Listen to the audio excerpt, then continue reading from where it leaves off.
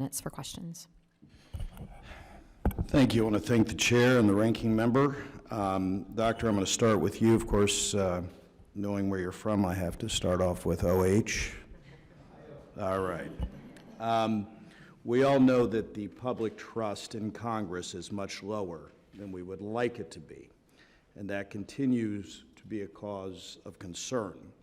But I was struck by the survey finding that 70% of respondents are willing to engage more directly with elected officials on important issues. Now, to me, that's a positive sign.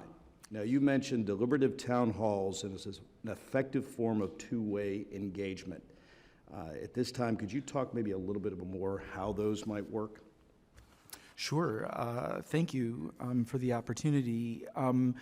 The real difference there are a few differences in deliberative town halls. One of them is that as if we were doing a survey, we try to get a real random sample of the entire constituency and affirmatively and personally invite them. And it turns out that it could seem like there's a contradiction. Citizens saying they don't think members care what they think, and yet they want to engage, right? And the distinction is that when the member affirmatively reaches out and says, no, really, I want to hear what you have to say, how does Tuesday at 7 sound? The citizen says, oh, okay, they're one of the good ones. It's very, very fragile, very, very easy to get them to believe that you do care. And that's where the apathy frustration difference is really important. So affirmatively inviting a very broad sample. And the broad sample also tremendously alters the dynamics. Your average constituent does not want to yell at you. Your average constituent hasn't even necessarily made up his or her mind on the issue. They're not there to necessarily give you a piece of their mind.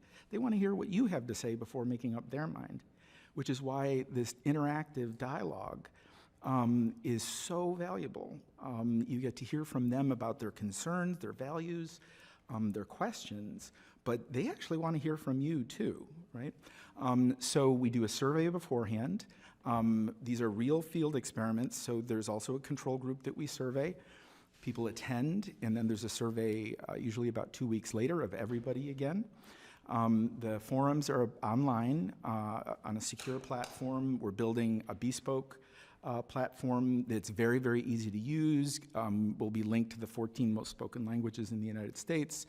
My grandfather was illiterate, so we have oral versions. We have real-time captioning for the hearing impaired. So we're very serious about trying to really, any enfranchised citizen should be able to talk to their member of Congress. And I appreciate that, and I'm going to be cutting short on time here. Now, there is, of course, I mean, you've seen this, you've all seen this in the press, there's a real concern about member safety. I think that we on this committee, on House Admin, work very hard to increase the security budget of most of our members. Like many members, we've had death threats,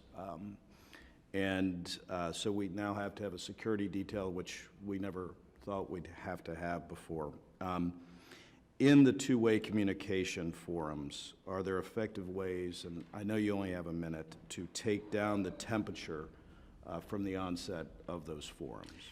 That's really one of the most extraordinary things that we found, is that when you get a random sample, as I said, your average constituent does not want to yell at you. They don't want to throw bombs. Very quickly, we had a provision in the very first study we did, an NSF-funded project, built these. And if a question or comment was considered abusive, inciting, or vulgar, we had to pull it out. Over 1,400 questions submitted in the first round that we did. Zero, not once, did we have to pull it out. That tells you the difference of the people who are the frequent flyers, and some of them are great. They're active citizens. We've got to represent them too, or you have to represent them too. But the random sampling helps a lot. Online helps a lot. Moderation helps a lot. And they look around, even people who might be inclined look around, and their fellow citizens are being civil and behaving, or the members are treating each other with dignity. I'm sorry. Doctor, I want to thank you for your time. Chair, with that, I yield back.